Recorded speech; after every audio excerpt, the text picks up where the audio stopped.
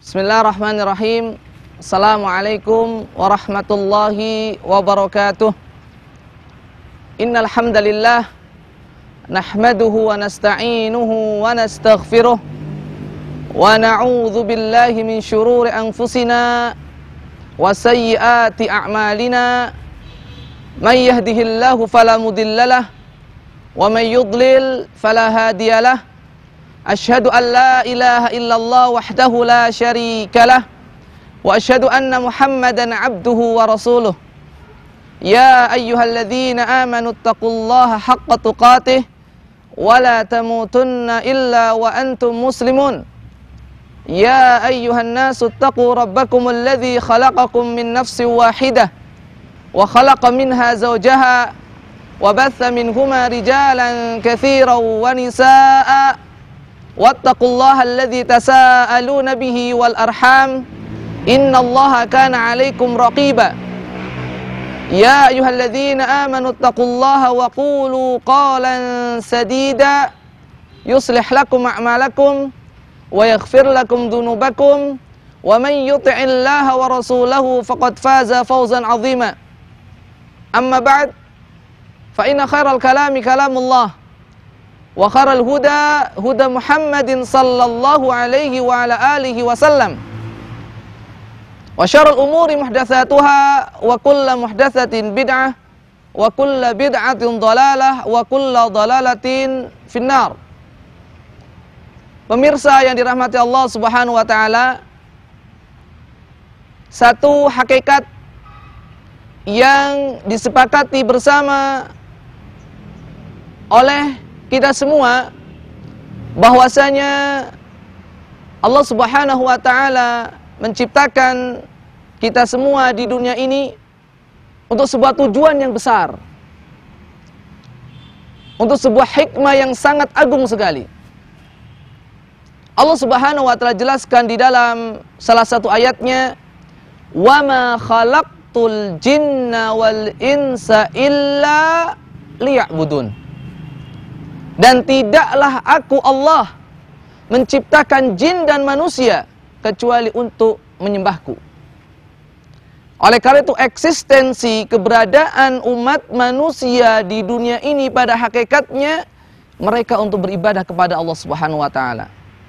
Bukan hanya sekedar mengisi kekosongan dunia ini saja. Bukan hanya sekedar untuk memenuhi kebutuhan biologis saja, dari makan, minum, ataupun yang lainnya.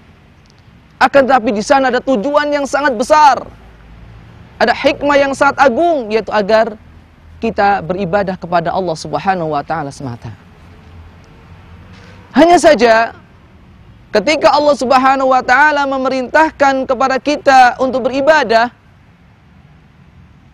Allah Subhanahu wa taala tidak membiarkan kita untuk beribadah semau kita. Allah Subhanahu wa taala tidak membiarkan umat manusia melakukan sesuai dengan keinginannya tanpa adanya aturan.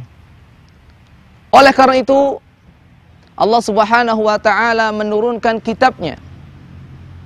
Allah Subhanahu wa taala mengutus para nabi dan rasulnya alaihimussalatu wassalam untuk memberikan petunjuk, arahan, bimbingan kepada umat manusia agar mereka beribadah kepada Allah Subhanahu wa taala dengan cara yang benar, sesuai yang Allah kehendaki, sesuai yang dicintai dan diridhoi oleh Allah Subhanahu wa taala.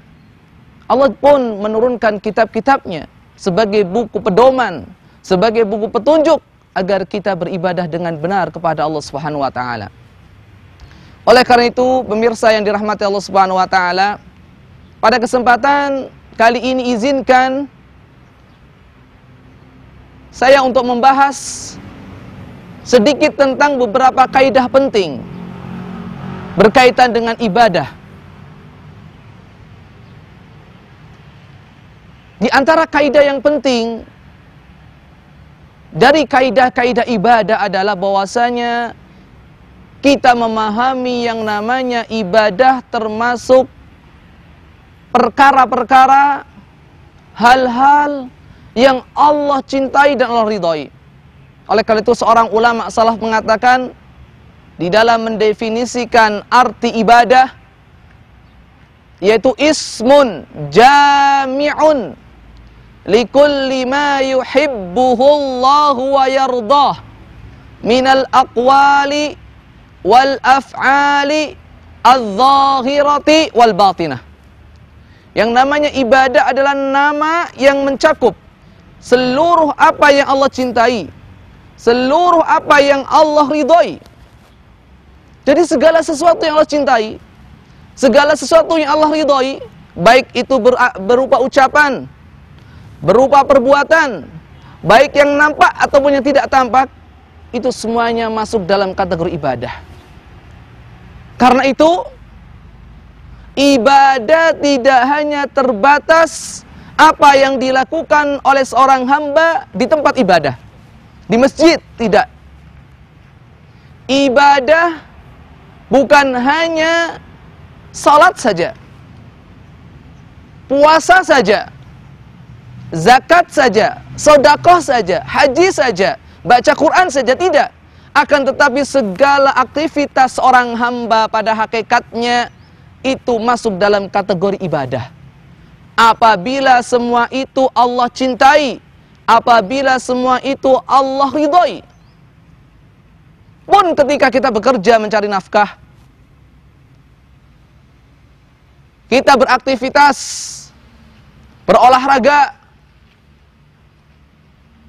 kalau seandainya kita niatkan untuk mencari ridha Allah Subhanahu wa taala,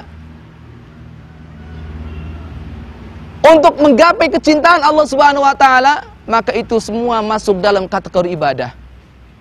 Oleh karena itu, sudah seyogyanya bagi kita seorang muslim menjadikan segala aktivitas kita di dunia ini sebagai ibadah kepada Allah Subhanahu wa taala.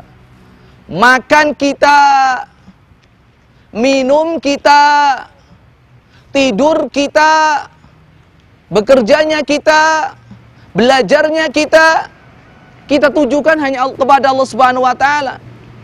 Itu semua ibadah. Oleh karena itu, pintu-pintu untuk mencari pahala Allah Subhanahu wa taala sangatlah banyak. Pun dalam perkara-perkara yang pribadi. Oleh karena itu Rasulullah sallallahu alaihi wasallam pernah menyatakan fi bud'i ahadikum sadaqah. Sampai pun seorang suami ketika menggauli istrinya, dan itu merupakan kebutuhan yang biologis, hal yang biasa, sebuah kebutuhan. Tapi Rasulullah SAW menyatakan di balik itu ada nilai sedekah. Maka para sahabat pun bertanya, ya Rasulullah, apakah apabila salah seorang di antara kita mendatangi istrinya, dia mendapatkan pahala? Maka Rasulullah SAW menjawab dengan sebuah analogi. Bagaimana menurut kalian kalau seandainya salah seorang di antara kalian melampiaskan kebutuhan biologisnya pada perkara yang haram? Apakah dia mendapatkan dosa? Demikian pula ketika dia melampiaskannya pada perkara yang halal, maka dia akan mendapatkan pahala. Allah Akbar. Bahkan seorang yang sudah menikah, ladang pahala sangatlah terbuka. Pintu-pintu kebaikan terbuka lebar. Ketika seorang suami menyuapi sang istri saja, satu suapan saja, itu akan diberi pahala oleh Allah Subhanahu wa taala. Intinya adalah kita harus memahami bahwasanya ibadah di dalam Islam itu mencakup segala sesuatu yang Allah cintai, segala sesuatu yang Allah ridhoi. Maka mari kita perbaiki niat kita, kita perbarui tujuan kita di dalam setiap aktivitas kita, di dalam setiap hal yang kita lakukan sehari-hari. Kita niatkan semua itu untuk menggapai ridha Allah. Kita niatkan semua itu untuk menggapai cinta Allah Subhanahu wa taala. Maka kita akan mendapatkan pahala.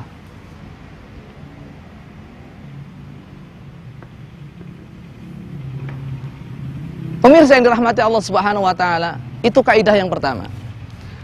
Kemudian kaidah yang kedua dari kaidah yang berhubungan dengan ibadah adalah bahwasanya antakunal ibadatu lillah wa fillah wa billah. Hendaknya ibadah yang dilakukan oleh seseorang itu mengandung 3 unsur, 3 hal yang penting. Yang pertama, lillah.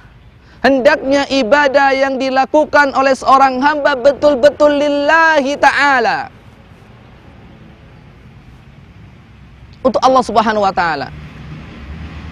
Diniatkan ikhlas hanya untuk Allah subhanahu wa ta'ala. Allah subhanahu wa ta'ala berfirman, wa ma umiru illa liya'budullaha mukhlishina lahuddin. Tidaklah mereka diperintahkan kecuali agar mereka beribadah kepada Allah Subhanahu wa taala, mengikhlaskan agama hanya untuknya. Dan Allah Subhanahu wa taala tidak menerima satu ibadah yang dilakukan oleh salah seorang hambanya apabila itu ditujukan untuk selain Allah Subhanahu wa taala. Apabila di dalam ibadah tersebut seseorang menyekutukan Allah Subhanahu wa taala. Oleh karena itu Allah Subhanahu wa taala memerintahkan kepada kita, iyyaka na'budu wa iyyaka nasta'in. Hanya kepadamu lah ya Allah kami menyembah. Itu al-iqrar seorang muslim di dalam salatnya. Paling tidak 17 kali setiap hari seorang mukmin mengatakan iyyaka na'budu, hanya kepadamu lah ya Allah kami menyembah, kami beribadah. Tapi terkadang sebagian kita lupa akan ucapan yang kita ikrarkan di dalam salat kita. Lisan kita mengatakan iyyaka na'bud, hanya kepada Engkau lah ya Allah kami menyembah. Tapi ternyata sebagian di antara umat Islam terjatuh ke dalam kesalahan. Mereka ketika beribadah mengharapkan dunia, mengharapkan sanjungan, mengharapkan pujian, mengharapkan harta, mengharapkan pangkat dan sebagainya. Allah Subhanahu wa taala mengharapkan kepada kita agar setiap ibadah yang kita lakukan betul-betul hanya ditujukan untuknya.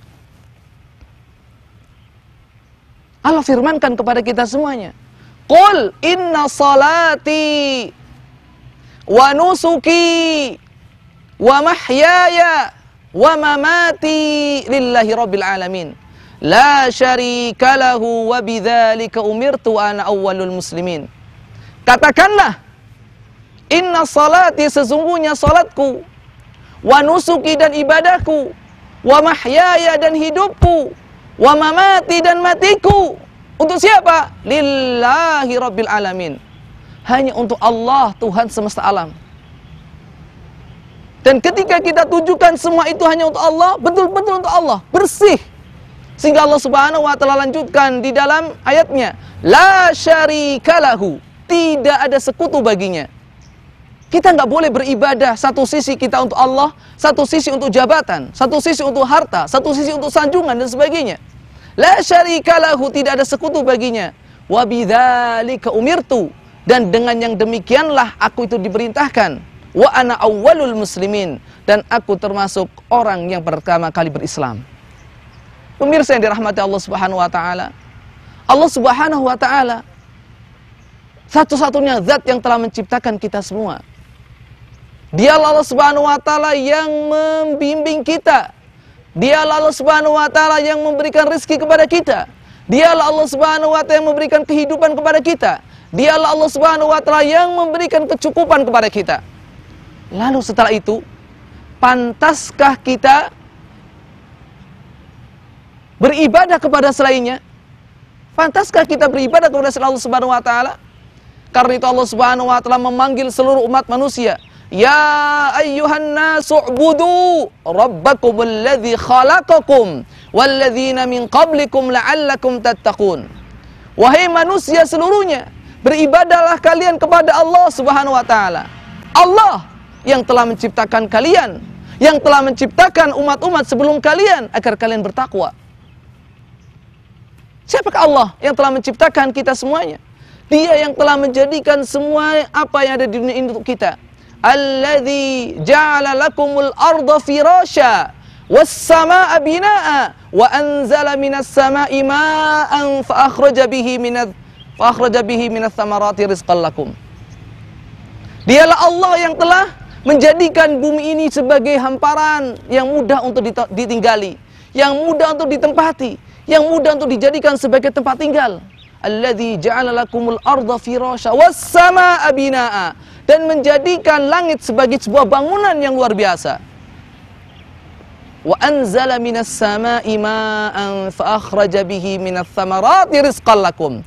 Dan Allah telah menurunkan air hujan dari langit, yang mana dengan air hujan tersebut Allah tumbuhkan segala macam-macam sayuran, buah-buahan, tetumbuhan, yang semua itu adalah rezeki untuk kalian.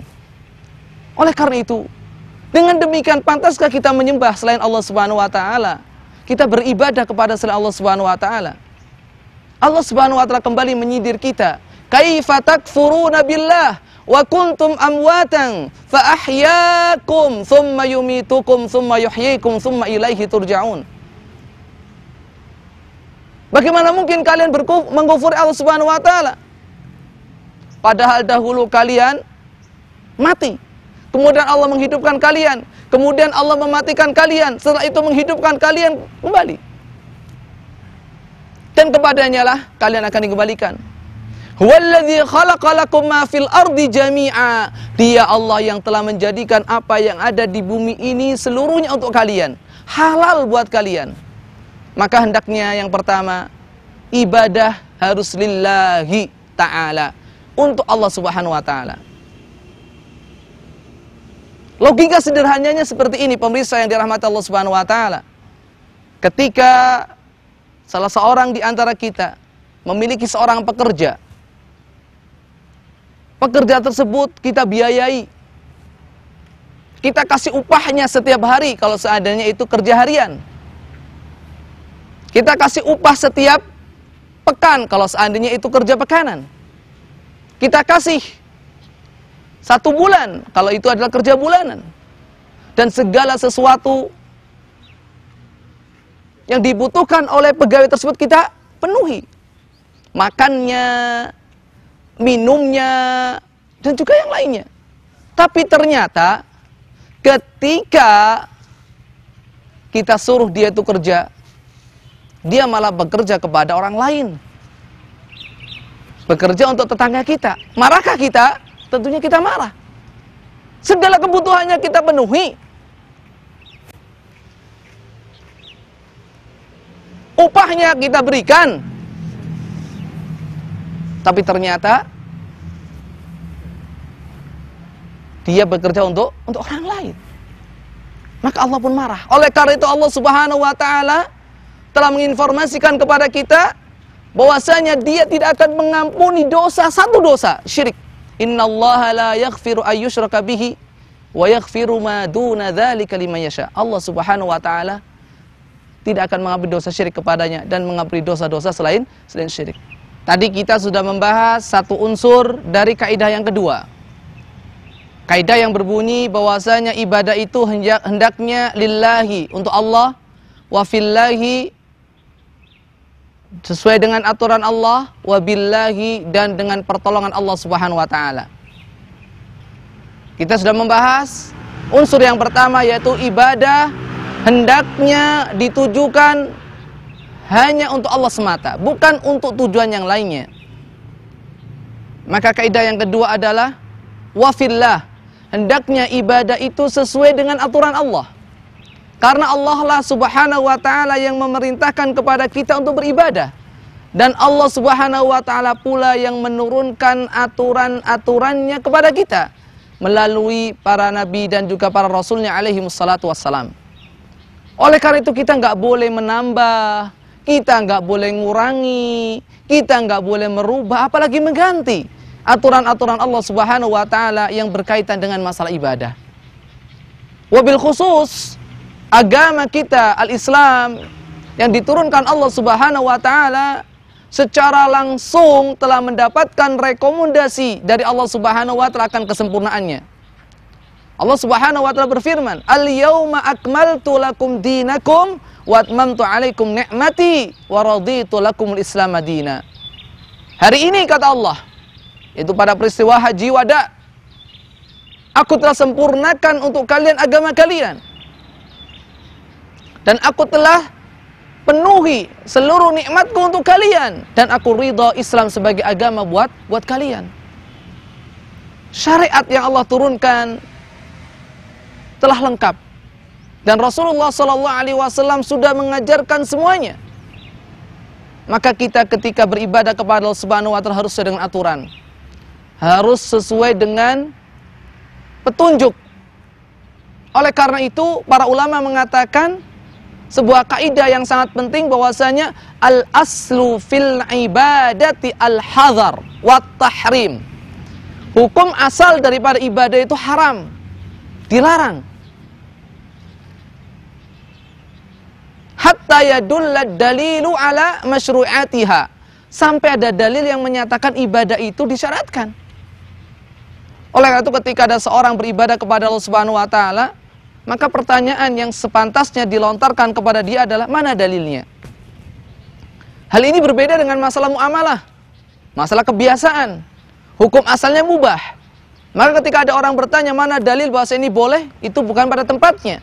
Tapi dalam masalah ibadah, ketika seorang beribadah dengan cara-cara tertentu, beribadah satu jenis tertentu, atau dengan sifat tertentu, dengan bilangan tertentu, di tempat tertentu, di waktu tertentu, maka kita harus bertanya kepadanya mana dalilnya. Karena hukum asal daripada ibadah itu haram, gak boleh. Sampai ada dalil yang menyatakan bahwasanya ibadah itu disyariatkan. Karena itu al-ibadatu tauqifiyah, ibadah itu tauqifi, sudah dari sananya. Kita tinggal ngikuti aturan saja. Jadi ibadah itu butuh pada dalil, butuh pada ilmu. Al-ibadatu tahtaju ila dalilin sahihin sarih.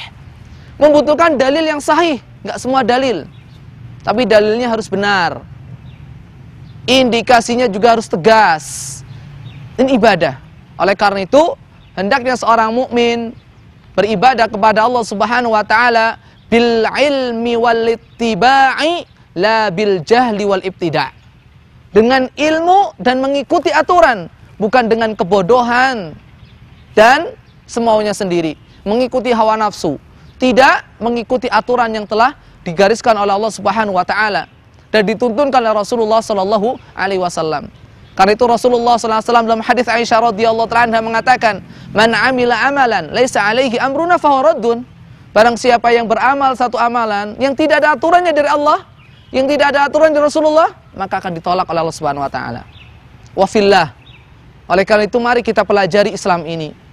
Mari kita ilmui Islam ini agar ibadah yang kita lakukan betul-betul ibadah yang dilakukan atas dasar ilmu, atas dasar petunjuk, atas dasar aturan, bukan ibadah yang kita lakukan atas dasar warisan nenek moyang, ngikuti adat kebiasaan ataupun hanya ikut-ikutan orang saja.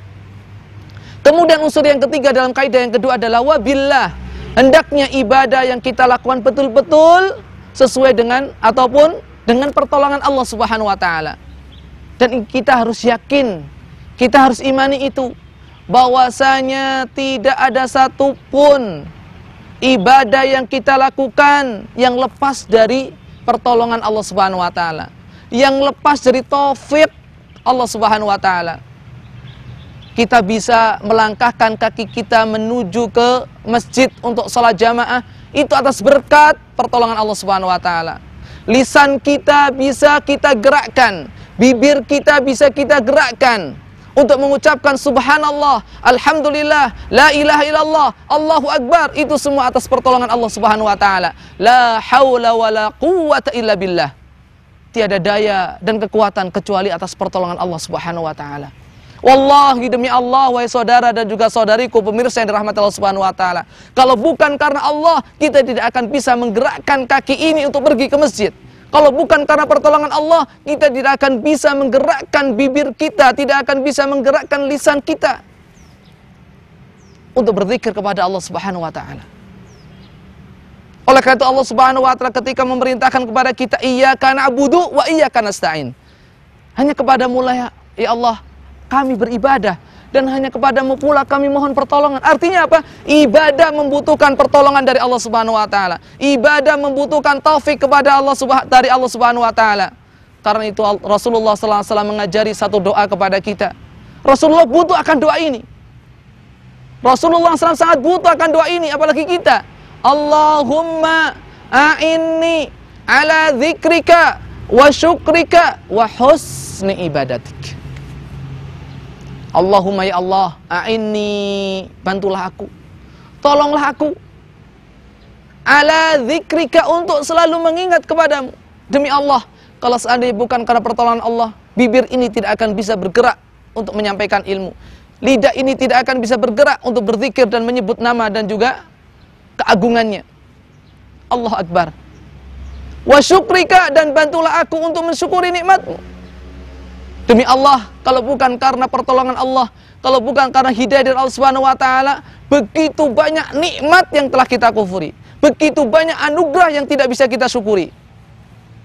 Allah yang telah memberikan pertolongan kita untuk mensyukuri segala nikmatnya. Wa husni ibadatik, dan tolonglah aku ya Allah di dalam beribadah kepadamu dengan cara yang baik. Tanpa pertolongan Allah, tanpa kekuatan yang Allah berikan kepada kita, tanpa hidayah yang Allah tak hunjamkan ke dalam lubuk hati kita, kita tidak akan mau sholat, kita tidak akan mau ibadah, kita tidak akan mau puasa, kita tidak akan mau beramal saleh. Oleh karena itu, dari hal yang penting ini, hendaknya kita sadar, apapun yang kita lakukan, itu atas pertolongan Allah Subhanahu wa ta'ala. Maka jangan sombong, jangan ujub, takabur, membanggakan diri,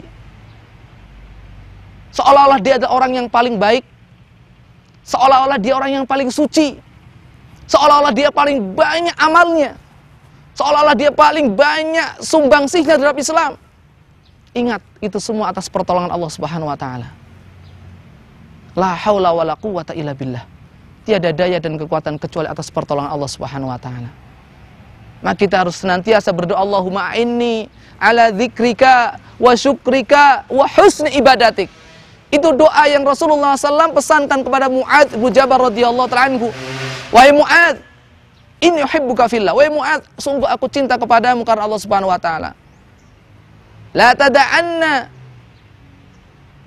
janganlah sekali-kali engkau tinggalkan fi duburi kulli salatin, setiap selesai salat untuk mengucapkan apa? Allahumma inni ala dzikrika wa syukrika wa husni ibadatik. Kaidah yang kedua, kaidah yang ketiga, bahwasanya ibadah yang kita lakukan itu harus berdiri di atas 3 pilar. Berdiri di atas tiga pilar. Yaitu apa? Ibadah yang kita lakukan hendaknya berdiri di atas pilar al-mahabbah yang pertama, pilar cinta. Pilar yang kedua adalah pilar ar-roja, yaitu penuh harap. Yang ketiga adalah pilar al-khauf, yaitu pilar rasa takut. Oleh karena itu, seorang hamba ketika dia beribadah kepada Allah Subhanahu wa taala hendaknya dilandasi karena dia cinta kepada Allah. Ketika seorang hamba beribadah kepada Allah Subhanahu wa taala, pada hakikatnya dia mengharap ridha, kasih sayang, pahala, surga dari Allah Subhanahu wa taala. Dan ketika seorang hamba beribadah kepada Allah Subhanahu wa taala didasari dengan rasa takut akan murkanya, akan marahnya, akan siksanya, akan nerakanya, tiga-tiganya harus berjalan. Karena itu kita dapatkan beberapa orang sahabat radhiyallahu ta'ala anhum ajma'in yang memohon nasihat kepada Rasulullah SAW. Nasihat untuk diberikan bimbingan, arahan, petunjuk terhadap satu amalan, satu perbuatan yang apabila mereka lakukan akan memasukkan mereka ke dalam surga dan akan menjauhkan mereka dari api neraka. Banyak sekali pertanyaan yang bernada seperti itu. Ini menunjukkan bahwa motivasi seorang dalam beribadah kepada Allah Subhanahu wa taala betul-betul motivasi mahabbah, cinta. mengharapkan surga dan juga takut akan siksa api neraka.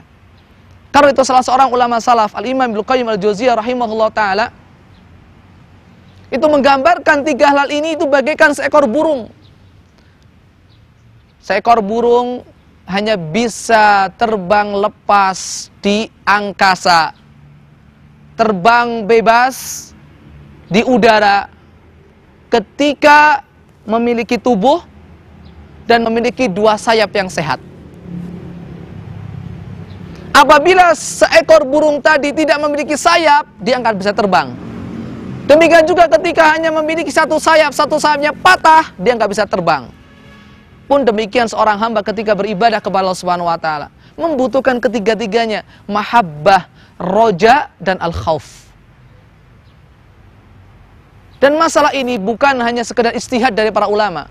Mereka menistimbatkan masalah ini dari firman Allah Subhanahu wa taala di dalam surat yang pertama di dalam Al-Qur'anul Karim yang mulia, itu surah Al-Fatihah. Apa bunyinya? Alhamdulillahi Rabbil Alamin, Ar-Rahmanir Rahim, Maliki Yaumiddin. Baru iyyaka na'budu. Sebelum Allah Subhanahu wa taala menyatakan iyyaka na'budu, hanya kepadamu lah ya Allah kami menyembah, Allah Subhanahu wa taala mengawali ayat tersebut dengan 3 ayat sebelumnya. Ayat yang pertama, Alhamdulillahi Rabbil Alamin, segala puji milik Allah Tuhan semesta alam. Ini menunjukkan dalil al-mahabbah. Karena siapapun orangnya, ketika dia mencintai orang lain, dia akan memujinya, dia akan menyanjungnya. Alhamdulillah, segala puji bagi Allah. Rukun mahabbah. Ar-Rahmanir Rahim, zat yang maha pengasih lagi maha penyayang. Ketika seorang hamba tahu Allah Subhanahu wa taala zat yang dia sembah itu pengasih dan penyayang, maka akan tumbuh dalam dirinya sifat roja, penuh harap, mengharapkan kasih sayang Allah Subhanahu wa taala. Maliki Yaumiddin, raja di hari kiamat. Ketika seorang hamba tahu bahwasanya Allah adalah raja di raja ketika hari kiamat, akan timbul di dalam dirinya sikap takut. Maka seorang hamba ketika beribadah harus berdasarkan mahabbah, rasa cinta, ar-roja, rasa harap, dan al-khauf, yaitu rasa takut. Ulama salaf mengatakan, man abadallaha bil khaufi wahdah wa huwa haruri, wa man abadallaha bil raja'i wahdah fa huwa murji', wa man abadallaha bil mahabbati wahdaha fa huwa zindiq, wa man abadallaha bil mahabbati war raja'i wal khaufi wa huwa mu'minun muwahhid. Barang siapa yang beribadah kepada Allah hanya berdasarkan rasa takut saja, dia menjadi kelompok haruri, khawarij, yang hanya mengedepankan teks-teks yang berisi ancaman. Dan barang siapa yang beribadah kepada Allah hanya berdasarkan roja saja, maka dia menjadi golongan orang-orang murji'ah yang hanya mengedepankan teks-teks yang berisi harapan saja. Dan barang siapa yang beribadah kepada Allah Subhanahu wa taala hanya berdasarkan cinta saja, maka dia menjadi seorang zindiq. Adapun seorang mukmin muwahhid adalah mereka yang beribadah kepada Allah berdasarkan cinta, berdasarkan roja, dan berdasarkan rasa takut kepada Allah Subhanahu wa taala. Oleh karena itu, janganlah kita terbedaya, jangan kita terpengaruh ungkapan sebagian orang yang mengatakan, aku beribadah kepada Allah bukan karena mengharapkan surga, aku beribadah kepada Allah bukan pula takut dari neraka, tapi aku beribadah kepada Allah atas dasar cinta. Itu adalah satu ungkapan yang perlu diluruskan. Hendaknya setiap muslim, setiap muslimah ketika beribadah kepada Allah Subhanahu wa taala harus atas dasar cinta. Harus dengan dasar penuh harap, harus dengan dasar rasa takut. Tiga-tiganya harus ada. Tidak boleh terlepas satupun di antara ketiganya. Jadi ibadah itu harus berdiri di atas tiga rukun, yaitu cinta, rasa harap, dan juga rasa takut kepada Allah Subhanahu wa ta'ala. Ini kaidah yang ketiga. Kemudian kaidah yang keempat, para pemirsa yang dirahmati Allah Subhanahu wa ta'ala, adalah hendaknya ibadah yang kita lakukan itu tidak kebablasan. Artinya apa? Tanpa bersikap ekstrim. Tanpa hulu, ekstrim, ataupun tanpa menyepelekan, tasahul. Bainal ifrati wat tafrid. Islam tidak mengajarkan kepada kita untuk hidup ala pendeta, ala biksu yang meninggalkan dunia sama sekali, tidak sama sekali. Oleh karena itu Rasulullah SAW meluruskan pemahaman yang seperti ini. Ketika datang seorang laki-laki ke salah satu kediaman Rasulullah SAW dan bertemu dengan Ummul Mukminin Aisyah radhiyallahu anha, mereka menanyakan tentang bagaimana ibadahnya Rasulullah SAW. Setelah diceritakan begini dan begitu ibadahnya Rasulullah SAW, ka'annahum taqalluha, mereka itu menganggap diri mereka itu sedikit sekali dalam beribadah, kecil. Kenapa? Karena Rasulullah SAW seorang sosok manusia pilihan yang dosanya telah Allah ampuni, baik yang dahulu ataupun yang akan datang. Itu pun Rasulullah masih beribadah seperti itu. Maka mereka pun bersepakat. Salah seorang di antara mereka mengatakan, aku tidak akan tidur, aku akan sholat semalam suntuk. Aku tidak akan berbuka, aku akan terus berpuasa. Dan aku akan terus hidup membujang tanpa menikah. Mendengar ungkapan seperti ini, Rasulullah SAW pun meluruskannya. Beliau mengatakan, sesungguhnya aku adalah orang yang paling bertakwa kepada Allah dan orang yang paling takut kepada Allah. Tapi aku juga tidur, aku juga sholat. Aku puasa juga aku tidak berpuasa. Aku juga menikahi wanita-wanita. Faman raghiba an sunnati falaysa minni. Maka barang siapa yang tidak suka dengan jalan hidupku ini, maka dia bukan dari golonganku. Allah Subhanahu wa taala saja, pemirsa yang dirahmati Allah Subhanahu wa taala, tidak membebani umatnya di atas kemampuannya. La yukallifullahu nafsan illa wus'aha. Allah tidak membebani satu jiwa kecuali sesuai dengan kemampuannya. Oleh karena itu kita pun harus demikian. Jangan kita membebani diri, memberatkan diri. Itu bukan bentuk daripada ajaran Islam. Islam adalah satu syariat yang as-samhah, syariat yang luwes, syariat yang mudah, tapi bukan untuk dipermudah. Allah Subhanahu wa taala tegaskan, yuridullahu bikumul yusra wala yuridu bikumul usra. Allah menghendaki kemudahan untuk kalian dan Allah tidak menghendaki kesusahan untuk kalian. Allah tidak menjadikan kesusahan dalam agama ini. Oleh karena itu, pemirsa yang dirahmati Allah Subhanahu wa taala, beribadahlah sesuai dengan kemampuan kita. Beribadahlah, jangan membebani diri kita. Pemirsa yang dirahmati Allah Subhanahu wa taala, kita sudah membahas 4 kaidah dari kaidah-kaidah ibadah. Yang pertama, bahwasanya ibadah itu memiliki makna yang luas, yaitu segala aktivitas yang Allah ridhai, segala aktivitas yang Allah cintai. Yang kedua, bahwasanya ibadah itu harus mengandung 3 unsur. Unsur lillahi, karena Allah Subhanahu wa taala, wa fillahi, unsur ilmu harus sesuai dengan aturan, wa billahi, unsur dengan pertolongan Allah Subhanahu wa taala. Kaidah yang ketiga yang kita bahas adalah hendaknya ibadah tersebut berdiri di atas 3 rukun, yaitu mahabbah, rasa cinta, ar-roja, rasa harap, dan al-khauf, yaitu rasa takut. Kemudian kaidah yang keempat yang barusan kita bahas adalah bahwasanya ibadah tersebut harus kita lakukan dengan sebaik-baiknya, tanpa menyepelekan dan juga tanpa berlebih-lebihan. Tengah-tengah saja, karena Islam adalah dinul wasat, agama yang tengah-tengah. Insya Allah tinggal 1 kaidah yang akan kita bahas di antara kaidah-kaidah ibadah, yaitu apa? Fiqhul aulawiyat fil ibadah. Kita harus melakukan skala prioritas di dalam masalah ibadah. Apabila terjadi benturan antara satu ibadah dengan ibadah yang lain, karena mungkin waktunya yang sempit, atau kesempatan kita yang tidak punya, atau kemampuan kita yang terbatas, maka dari itu ketika terjadi hal yang demikian, kita harus melakukan skala prioritas. Yang pertama adalah hendaknya apa yang menjadi hak Allah Subhanahu wa taala harus kita dahulukan daripada yang menjadi hak manusia. Meskipun di dalam masalah ini para ulama berbeda pendapat. Para ulama berbeda pendapat. Misalkan ada orang memiliki kelebihan harta dan dia sudah wajib untuk zakat, dia juga wajib untuk haji misalkan. Haji jelas itu murni hak Allah Subhanahu wa taala.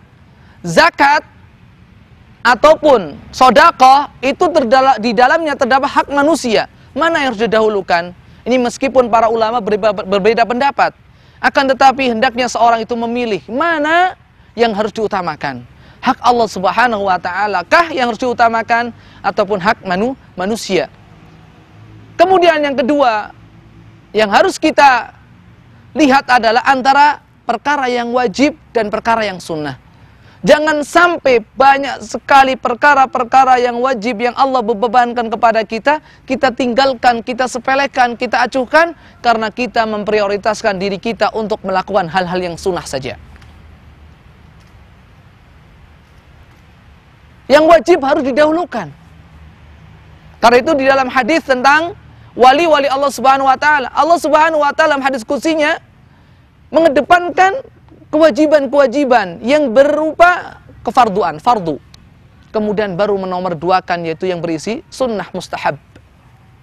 Dan Rasulullah SAW pun memberikan satu contoh kepada kita, yaitu ketika seseorang sedang sholat sunnah, entah itu sholat sunnah tahiyatul masjid, entah itu sholat sunnah qobliyah misalkan, rawatib, ketika qomat dikumandangkan, maka tidak ada lagi sholat sunnah, dia harus segera membatalkan sholat sunnahnya dan ikut dalam barisan sholat fardu yang akan ditegakkan. Kita tidak boleh terlalu fokus terhadap hal yang sunnah, tapi kita melupakan hal-hal yang wajib. Yang wajib harus kita kedepankan, baru yang sunnah. Kemudian yang ketiga adalah bahwasanya ibadah-ibadah yang efeknya, manfaatnya, maslahatnya itu bersifat umum, muta'addiyah, bisa dirasakan orang-orang banyak, harus dikedepankan dibandingkan dengan kewajiban-kewajiban ibadah-ibadah yang manfaatnya hanya kembali kepada diri pribadi masing-masing. Karena itu para ulama mengatakan bahwasanya menuntut ilmu adalah satu perbuatan yang paling utama di antara perbuatan-perbuatan yang lainnya.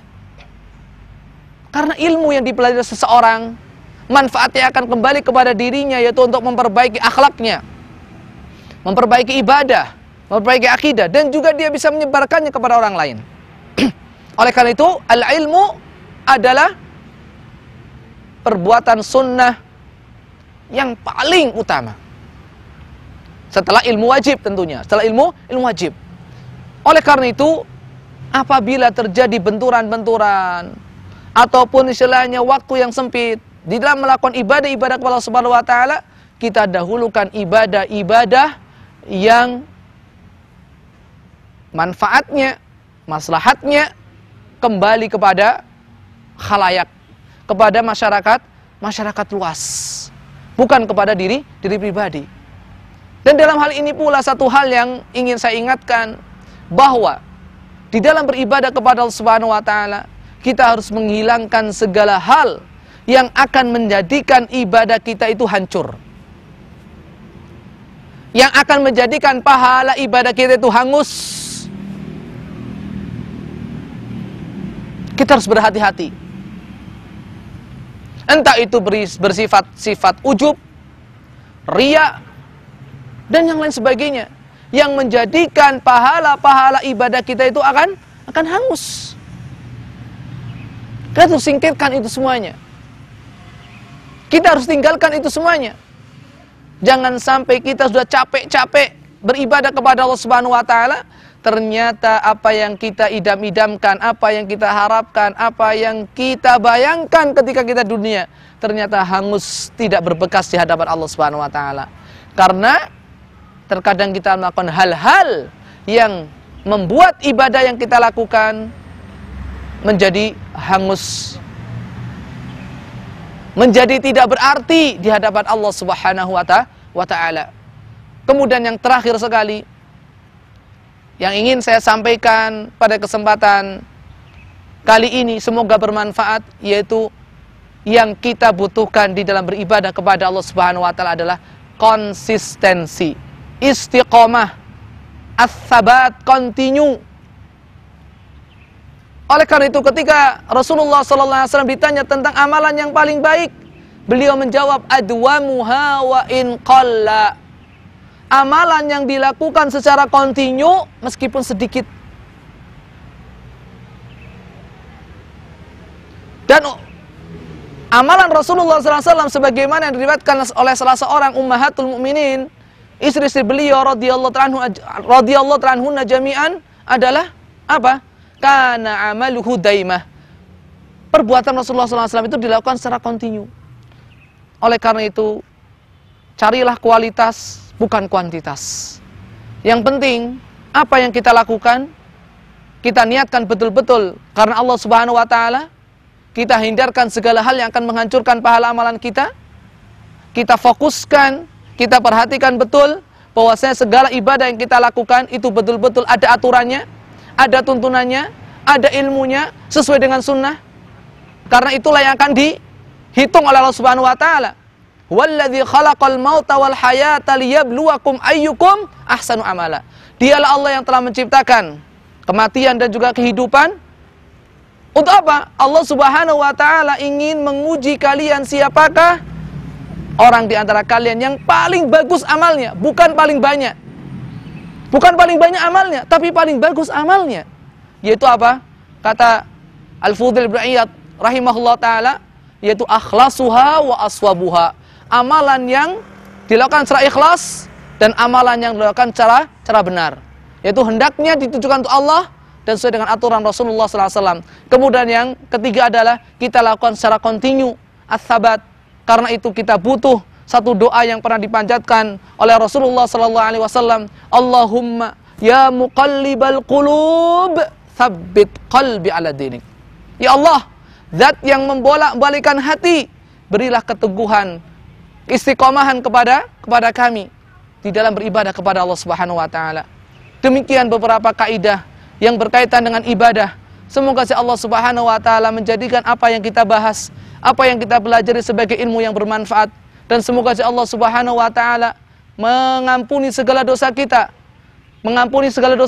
Dan Allah Subhanahu wa taala memberikan kekuatan kepada kita untuk senantiasa memperbaiki kualitas ibadah kita, agar ibadah yang kita lakukan betul-betul sesuai dengan sunnah Rasulullah SAW, dan agar ibadah yang kita lakukan betul-betul diikhlaskan karena Allah Subhanahu wa taala. Dan semoga Allah Subhanahu wa taala memberikan sifat istiqomah kepada kita, sehingga apa yang kita dambakan, apa yang kita harapkan berupa pahala dan juga balasan yang baik di sisi Ar-Rahman, kita betul-betul mendapatkannya kelak di sisinya. Allahumma amin. Demikian, semoga saja bermanfaat. Kebenaran semata dari Allah Subhanahu wa taala. Kesalahan, kekurangan berasal dari kelemahan dan kedhaifan pribadi saya. Semoga Allah Subhanahu wa taala mengampuninya dan sudi kiranya para pemirsa memaafkannya. Aqulu qouli hadza, subhanakallahumma wa bihamdik, asyhadu an la ilaha illa anta, astaghfiruka wa atubu ilaik. Tsumma assalamu alaikum warahmatullahi wabarakatuh.